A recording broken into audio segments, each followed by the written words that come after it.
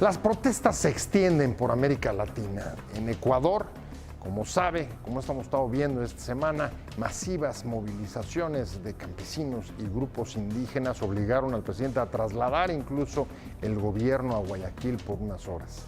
En tanto que en Perú los choques institucionales llevaron a una crisis política que llevó o va a desembocar en una convocatoria de elecciones para renovar el Parlamento ante el bloqueo que hizo y la intentona del presidente Vizcarra de hacer que se disolviera para tratar de superar las dificultades para el nombramiento de ministros en la Suprema Corte de Justicia de ese país. ¿Qué está pasando en América Latina? Estas protestas que se extienden después de una época de crecimiento económico que ya hace rato empezó a agotarse, y la pregunta es si los gobiernos latinoamericanos van a tener la fuerza para poder enfrentar la situación y proteger o mantener una democracia todavía inestable, pero que se venía consolidando en la última década. Soy José Buendía, muchas gracias por estar con nosotros en este programa en el que todas las ideas se pueden cuestionar siempre que se debatan. Le dejo mi Twitter, José Buendía MX, y si me acompaña, vamos rápido a ver unos datos para arrancar aquí en el foro con nuestro debate de hoy. La estabilidad de gobiernos latinoamericanos sufre el embate de la crisis económica que afecta a la mayoría de los países del continente tras una época de crecimiento económico que, sin embargo, no alcanzó para revertir la pobreza y la desigualdad. Venezuela tiene 2 presidentes. Perú los tuvo durante una noche la semana pasada, mientras que Ecuador atraviesa su crisis social e institucional más grave de los últimos 14 años. Esto tras la movilización popular por la decisión del presidente Lenín Moreno de aplicar un paquete de ajuste económico drástico, que se traduce en sacrificios para la mayoría de la población. El gobierno propuso una agenda de diálogo a las organizaciones indígenas que llevan una semana encabezando las protestas por el alza del precio de la gasolina. Posiciones. Número 1. El expresidente ecuatoriano Rafael Correa calificó de absurdas las afirmaciones de un supuesto complot de él con el mandatario venezolano Nicolás Maduro para desestabilizar el actual gobierno de Ecuador. Correa se pronunció por nuevas elecciones para resolver la crisis. 2. El presidente del Congreso, Pedro Olaechea, calificó la medida de cerrar el Congreso de golpe de Estado. 3. La Organización de Estados Americanos, en un pronunciamiento, dijo que es un paso constructivo que las elecciones han sido llamadas conforme a los plazos constitucionales y que la decisión definitiva recaiga sobre el pueblo peruano, en quien radica la soberanía de la nación. La protesta se extiende por América Latina. ¿Podrán sus gobiernos resistirla? Arrancamos con opiniones encontradas. Muchas gracias por estar con nosotros. Viernes ya, se acaba la semana y vamos a entrar a un tema internacional, pero que nos afecta directamente, y es el escenario latinoamericano. En los últimos tiempos, desde Venezuela hasta Perú, Ecuador, Chile, todos están enfrentando procesos y situaciones de irritación social. Las últimas en Ecuador, usted lo ha visto esta semana, movilizaciones masivas que tienen en jaque al gobierno ecuatoriano de Lenín Moreno, al mismo tiempo que está también Perú, donde hay un fuerte choque institucional entre el Ejecutivo de Vizcarra y el Congreso, después de que el presidente tratara de disolver el Parlamento para superar el bloqueo institucional que denuncia de parte del Congreso para el nombramiento de ministros de la Corte. Y detrás de esto volvemos a escuchar algunos calificativos que estaban ausentes del lenguaje latinoamericano de los últimos años, como intento de golpe de Estado, dice el Congreso peruano respecto del presidente. Y en el caso de Ecuador, el propio presidente acusa intentos de desestabilización externa de su antecesor, Rafael Correa. Me da mucho gusto que esté con nosotros Adalberto Santana. Muchas gracias por estar con nosotros. Catedrático de la UNAM, un placer tenerte aquí. Muchas gracias, como siempre. En este panorama que cada vez se torna más complicado en América Latina. Así es. Muchas gracias también a César Soto Morales de la Facultad de Estudios Superiores de Aragón. Un gusto estar con Un ustedes. placer. Muchas gracias. A ver, Adalberto, voy a empezar contigo. Dame tu lectura. Bueno, Dame tu tú lectura señalabas... del continente. A ver, fíjate, hablé de Ecuador y de Perú, pero está también Venezuela, y está también Argentina, y está Brasil. Y Colombia. Y Colombia. O sea, en general, en todos los países hay situaciones políticas que de repente ocupan el escenario principal. Digamos, hace una semana o un poquito más, era en el caso del Perú, cuando el presidente Vizcarra llama a desaparecer el Congreso. Como hizo Fujimori en los 90, ¿no? Exactamente, ¿no? O sea, hay una inestabilidad política cuando había ya un antecedente del que el anterior presidente también salió por estar involucrado en el asunto de Obredec, o sea, de la financiación de esta empresa brasileña. Ajá. Entonces hubo un cambio político. Hoy se nota, y ahora en esta semana, dijéramos, en el caso del Ecuador, bueno, aparece otro problema también que tiene que ver más con un problema económico y que repercute en lo político. Esencialmente habría que identificar que Ecuador es una economía dolarizada, ya no hay moneda nacional, igual que en El Salvador, igual que en Panamá, existe el dólar y entonces rige toda la economía en virtud de los ingresos que en las divisas se puedan tener para mover la economía. Sí, pero llama la atención, no sé cómo lo veas, César, pero a ver, habíamos tenido, digamos, una década al menos de América Latina en la que las inestabilidades, las movilizaciones, pero sobre todo el lenguaje, no había evocado otra vez estos términos de golpe de Estado, intentos de golpe de Estado, amenazas a la democracia. Y hoy volvemos a escuchar en el contexto de una desaceleración económica generalizada en el continente, pero también especialmente grave por la caída de los commodities y de las exportaciones en la región. ¿Cómo lo lees tú? Bueno, evidentemente también está derivado por el debilitamiento de las izquierdas en América Latina.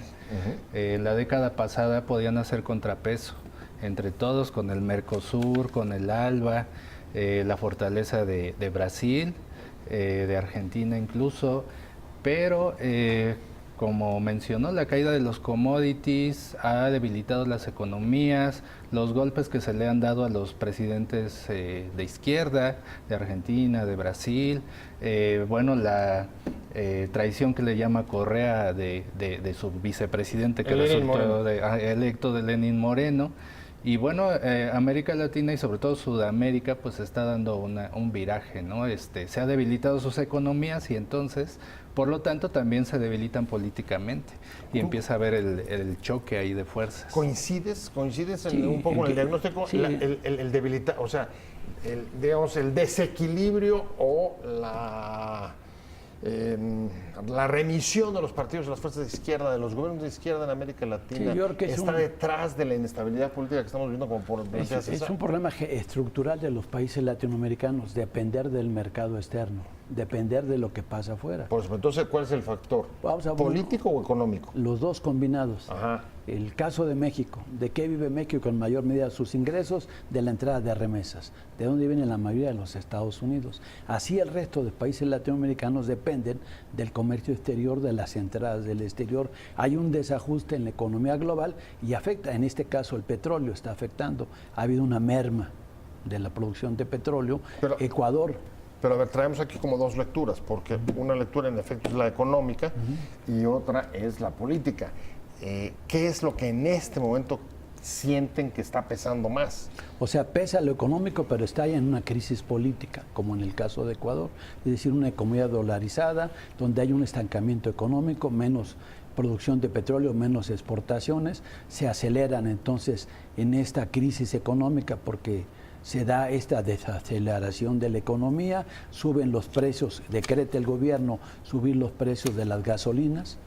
Y entonces esto genera pues un repudio generalizado de la población porque le afecta en todos los órdenes de su vida.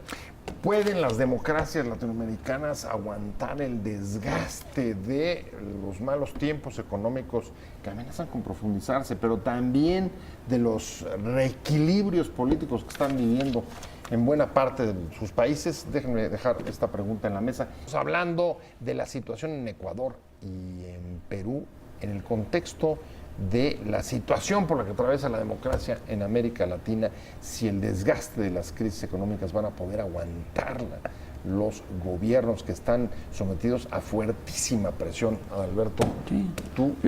tú estabas en el corte entre pesimista y optimista, ¿no? Sí, o No sea me quedó que muy claro. hay estas crisis económicas que redundan en una crisis política.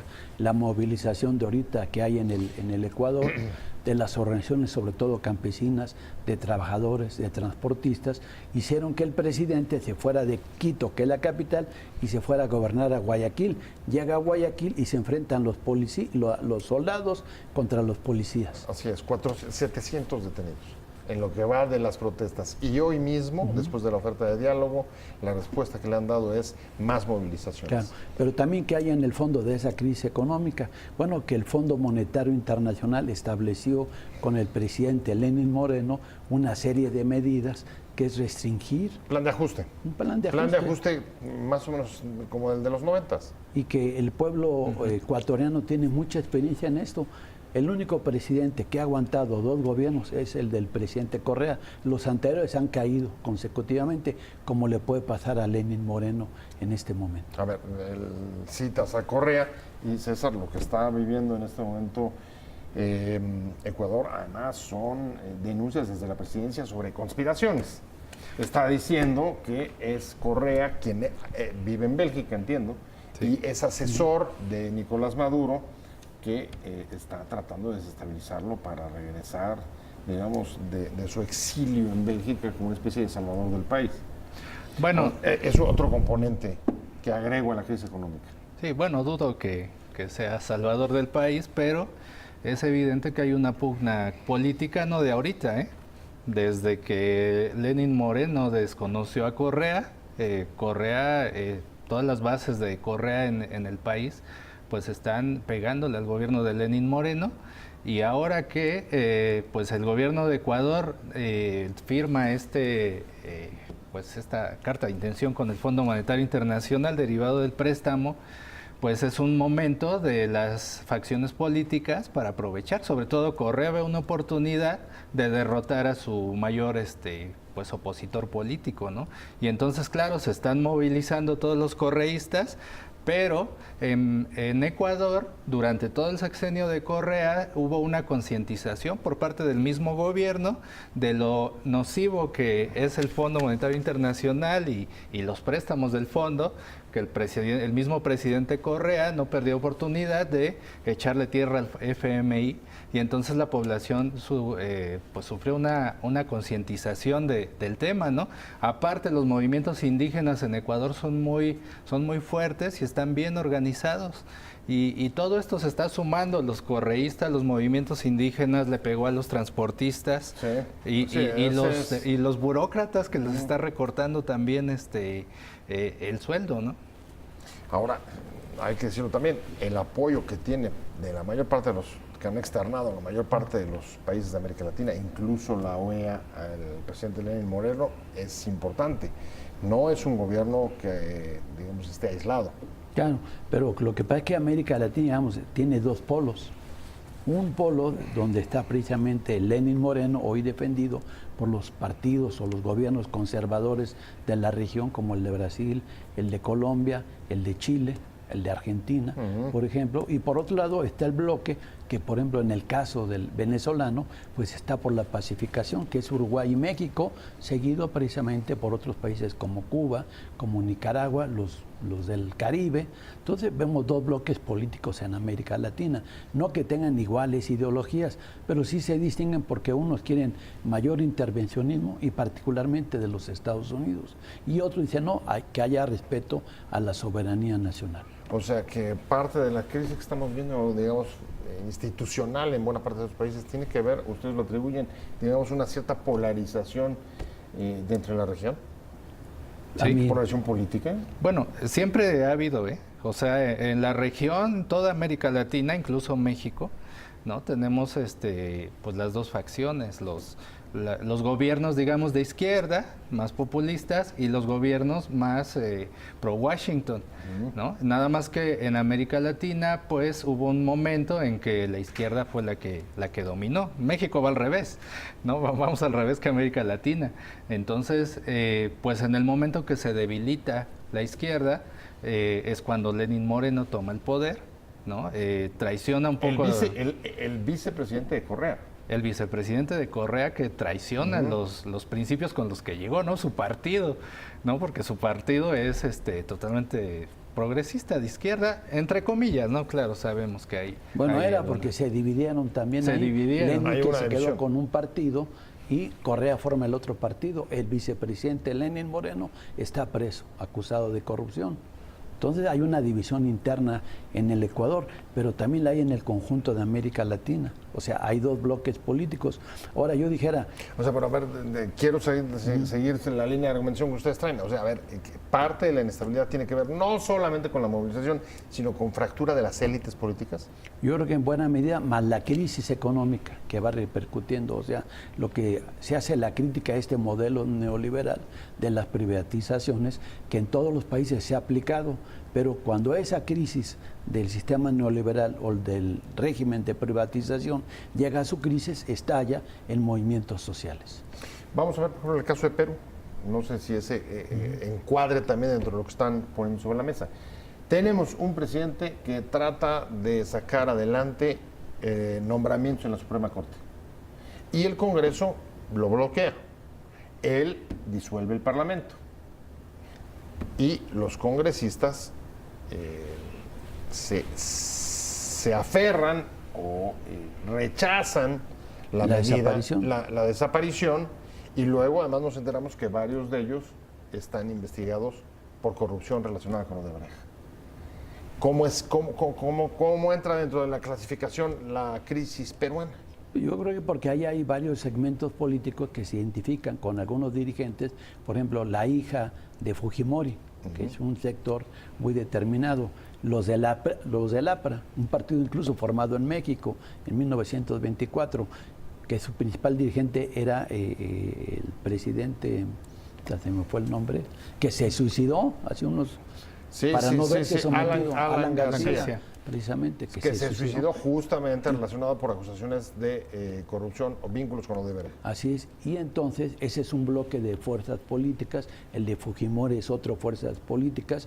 La mayoría de los presidentes en el Perú, expresidentes, o están en la cárcel o están en el exilio, ¿sí? Entonces es un país muy contradictorio políticamente y muy inestable, y lo que nos hace ver este conflicto entre Vizcarra como presidente sustituto, ¿sí?, frente al Congreso, es que hay una crisis política. ¿Cómo van a salir? Yo creo que esa es la pregunta. ¿Cómo van a salir? ¿Cómo van a salir, digamos? Porque hay una cosa que parece un terreno común, y es las dificultades o los pocos buenos vientos que están soplando para el comercio internacional y, por tanto, para las exportaciones de América Latina, cuando menos en el corto y mediano plazo. ¿Cómo van a enfrentar una situación, digamos, sus instituciones sometidas a ese nivel de presión? Si uno da un pequeño repaso, la inestabilidad se extiende entre los gobiernos de América Latina, desde Honduras, que ahorita lo veremos, Alberto ya lo trajo a la mesa, pero también está, por supuesto, Ecuador, Perú, Argentina, las dificultades que está encontrando César, el gobierno de Macri, que seguramente será también desplazado, pero sobre todo en las crisis de las que estamos hablando, en Perú, en Ecuador, ¿no?, en Venezuela, donde las cosas son, digamos, especialmente inestables. ¿Por dónde va la salida? ¿Van a aguantar las democracias de esos países? Bueno, ¿o la democracia va a ser la solución? El caso de Ecuador es un país que estaba estable, en realidad. No había una gran inestabilidad económica. El problema es la deuda externa, que, bueno, Rafael Correa la supo manejar con préstamos, diversificando sus fuentes de ingresos. Le pidió préstamos a China, por ejemplo, ¿no? Incluso firmó acuerdos de preferencia comercial con China, supo sostener al país, pero engordó la burocracia, engordó el Estado, realizó demasiadas políticas, pues le llaman populistas, más bien hizo crecer el Estado. Eso hizo que la deuda de Ecuador creciera. Pero Lenín Moreno tampoco hizo la gran cosa, ¿no? En lo que lleva de gobierno, no hizo cambios radicales, ninguno de los dos. Bueno, Correa invirtió todos esos préstamos, varios de los préstamos en infraestructura, levantó un poco la economía de Ecuador, por eso pudo sostenerse dos periodos. Pero pues los países caen en crisis porque definitivamente no cuidan sus balanzas de pagos. Es decir, Ecuador es exportador de petróleo, de bananos, de crustáceos, y en eso basa su economía. Ahora, frente a esa situación, ¿cuál o cómo se vislumbra una salida? Porque el desgaste que está sufriendo Lenín Moreno es bastante agudo. Sí, y vamos a algunos ejemplos recientes que se nos olvidan.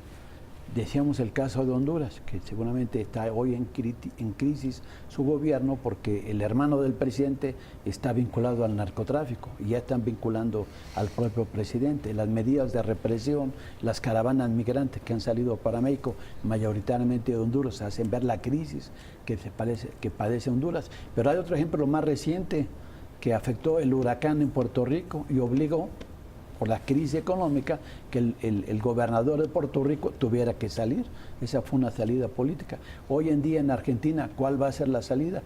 Pues el proceso electoral, porque Macri ha hundido al país y buena parte de los sectores sociales de ese país están en crisis y están votando por quien antes tenía el poder, que era el kirchnerismo, que va a regresar en las próximas elecciones. Ahora, regreso al punto.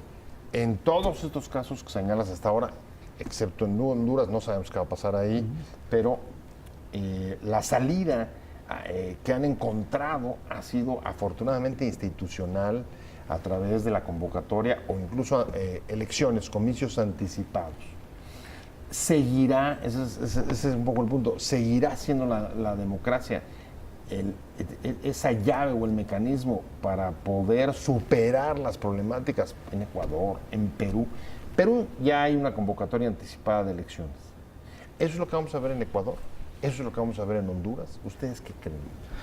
Todo depende de la voluntad política de los gobiernos. Sobre todo en Ecuador, Lenín Moreno ha respondido las manifestaciones con represión. Una represión que es brutal. Se ha visto, no se ve en los medios de comunicación de Ecuador, porque han estado hasta cierto punto manejados, ¿no?, para que no se muestre lo que está pasando. Pero en las redes sociales podemos ver, ya llevan, me parece, 5 muertos, cientos de heridos, se está respondiendo con represión. Y si Lenín Moreno no muestra voluntad política de llegar al diálogo sobre todo, ¿no?, y a una negociación, porque él dice, no, es que primero tenemos que dialogar, yo no voy a negociar nada, primero vamos a dialogar. Pero no se dialoga con la represión, tiene que hablar con los líderes de las organizaciones y poder llegar a un acuerdo. Por otro lado, Correa está presionando para que se hagan elecciones anticipadas. Pero fíjate, aquí podemos hasta comenzar a ver, digamos, cómo se repiten unos casos respecto de otros. En Perú tienes una convocatoria anticipada, César pone sobre la mesa, hasta ahora lo que tenemos de Ecuador ha sido una política de represión a las protestas de parte un estado de excepción incluso que decreta el presidente. Exactamente, en el caso de él tenemos el caso de Venezuela, donde también ha habido, digamos, los conflictos políticos se han saldado con confrontaciones, con represión y con salida masiva de venezolanos del país. Son como los dos modelos que se empiezan ahí las dos salidas que empiezan digamos, a establecerse en el continente. Pues sí. O el endurecimiento de los regímenes o el funcionamiento de los mecanismos democráticos. Es el endurecimiento hasta cierto grado. Cuando el endurecimiento ya no puede ser más fuerte, pues viene la salida del mandatario o del jefe de Estado, según corresponda, ¿no? Como hemos visto, digamos, en el caso de Puerto Rico, como en el caso del mismo Perú, y como puede darse en el caso de Ecuador si no hay una alternativa. Hay un estado de excepción, o sea, donde está legitimada la represión contra los opositores, pero hay una oposición muy fuerte y no es correísta. La CONAIE, que quiere decir la Confederación de Nacionalidades Indígenas, pues agrupa una cantidad de grupos desde el Amazonas, de las áreas andinas y de la costa, que se han centrado en ir a protestar al Ecuador, lo cual, bueno, también manifiesta la crisis de un sistema político donde hay un profundo racismo entre las élites que gobiernan y la gran masa indígena que ha sido marginada históricamente en ese país. Ahí tienes otro componente importante, y si me dejan agregar, hay otro que de repente empieza a repetirse de un país a otro y se llama corrupción. En el caso de Perú, lo decíamos, buena parte de los parlamentarios, de los legisladores acusados por vínculos con Odebrecht se oponen al cambio en la Corte de Justicia. En el caso de Ecuador también, el presidente Correa fue denunciado por ilícitos, y eso es lo que obligó a que esté fuera del país. En el caso de Honduras, tú lo señalas, el hermano del presidente vinculado con narcotráfico. ¿Hasta dónde, qué papel está jugando la corrupción en las élites políticas incluso hasta latinoamericanas? podríamos agregar el caso mexicano, bueno, todo el despilfarro que ha habido en Pemex, que está saliendo algunos jueces o ministros que renuncian a la Corte por verse involucrado en todo el asunto de la corrupción. O sea, es un problema generalizado en América Latina y que genera estas inestabilidades. ¿Dónde está la salida? Bueno, pues una salida negociada donde se han escuchado los sectores populares, los sectores más vulnerables de esta situación, pero también los sectores privilegiados, porque algunos pues han defendido ciertos intereses, tienen un proyecto también alternativo, no necesariamente todos son conservadores, sino que también deben generar una unidad nacional, que al final eso es lo que sacaría a flote cada uno de los países. Regreso contigo, después de un corte rapidísimo, a ver cuál es tu punto de vista. Sí, coincides con Adalberto, sí es la negociación lo que se va a abrir campo para avanzar en superar los problemas y particularmente la corrupción en América Latina. Estamos en atiende las protestas y la inestabilidad política en América Latina. Últimos casos, Ecuador y Perú, pero no son los únicos, son fenómenos que empiezan a reproducirse de un país a otro. Adalberto Santana, profesor investigador de la UNAM, y me quedé contigo, César Soto, de la FES Aragón. Cuéntame, estábamos hablando del fenómeno de la corrupción. ¿Hasta dónde está, digamos, eso incidiendo en la protesta, en la inestabilidad, en la agitación y, pues, en definitiva, en la insatisfacción que están expresando buena parte de las sociedades latinoamericanas, además de las crisis económicas y los planes de ajuste? La corrupción es un gran factor. La gente está enojada con sus gobernantes que ha tenido. Los pueblos indígenas de Ecuador están indignados, tanto con Correa como con Lenín Moreno. Ellos mismos dicen, nosotros no somos correístas, a nosotros no nos digan que estamos luchando por Correa porque también él era corrupto. Ellos están hartos de los gobiernos que han tenido, que han favorecido a las élites económicas, tanto en Perú como en Ecuador, en las dos. Entonces, pues digamos que la firma del préstamo con el Fondo Monetario Internacional fue la gota que derramó el vaso, en donde ya están afectando intereses económicos, y entonces la gente dice, bueno, es que no puede ser que todo el despilfarro que hubo y que causó toda esta crisis y todos los lujos que se dieron los burócratas y el gobierno, ahora nos lo están pasando a nosotros la factura.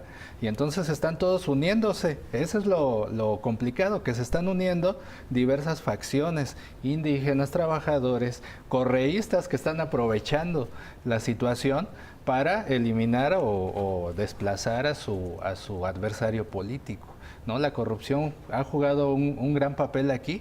Aquí lo que se necesita ahora es una figura, ¿no? Que surja una figura que sea capaz de garantizar un nuevo gobierno en donde de verdad va a haber un cambio, ¿no? Algo diferente a lo que hizo Correa y Lenin, que por los que están, la gente que está protestando, son vistos igual. Es por ahí, falta de liderazgos, Adalberto. Estoy pensando, dices, en el caso de Ecuador, que haya una renovación a partir de los liderazgos. Veo el caso de Argentina, es un inminente regreso más bien del kirchnerismo.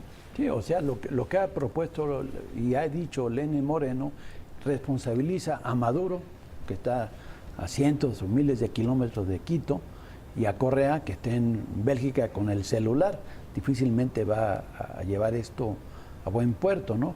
Lo que pasa creo que es la crisis interna que padece Ecuador por las políticas de ajuste neoliberal que ha impuesto Lenín Moreno y que lo lleva al enfrentamiento con distintos grupos sociales. ¿Cuál es la salida?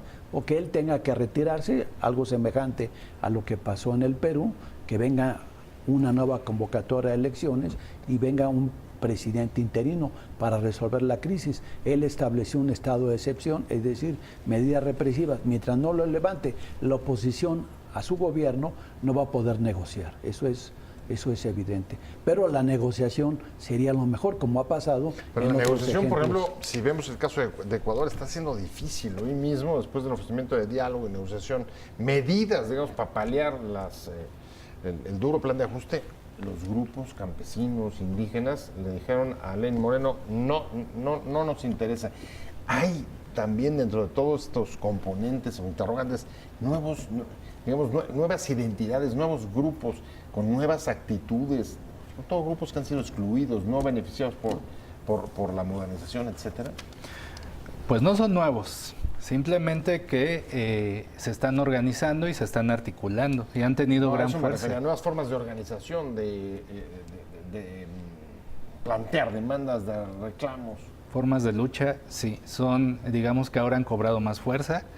Los grupos, digamos, de protesta no son nuevos, pero bueno, yo aquí veo un escenario excelente para Correa, porque a fin de cuentas el gobierno va a ser tomado por otro político, no por un indígena, a menos que ocurra lo que en Bolivia, ¿no? Y que los indígenas tengan un líder carismático y que pueda ganar las elecciones. Pero yo lo que veo es un escenario favorable para Correa y para uno de los suyos para poder contender por la presidencia en Ecuador y regresar, ¿no? Es lo que yo estoy viendo. Yo no veo a los indígenas gobernando el país. Pues no estamos viendo ahí, digamos, una gran transformación en nuevos liderazgos. Se me fue el tiempo. Te agradezco muchísimo, César Soto Morales de la FEDACatlán, Aragón. Un placer estar con ustedes. De verdad, un placer. Gracias por la invitación. Por venir, como siempre, Adalberto Santana. Nada más adelante una cosa, los mismos dirigentes de la CONA y de los indígenas dijeron no se esperaban la fuerza que tuvieron en estos días. Ellos son los sorprendidos incluso. Pues y mira que han tenido, tienen al presidente Moreno contra la pared. Muchas gracias a los dos, pero sobre todo muchas gracias a usted por haber estado con nosotros en Opiniones Encontradas.